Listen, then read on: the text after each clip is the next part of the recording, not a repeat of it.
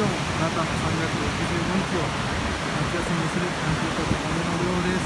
僕の声聞こえてますかね。ここ実は、いつも僕が、楽しく野球をできている場所なんですけども、ちょっと今、大雨、台風の後でですね、もう海がやばいことになってます。これはこんななったことないわ、僕初めて見たわ。ものすごいですね。こんなに波が荒れ狂うことなのか初めて見ました。いつもだったらね、もうかなり足場がね、奥まであったんですけども、足場、まあ、今、足場、一応あるっちゃあるんですけどね、こうやって。ダメですね。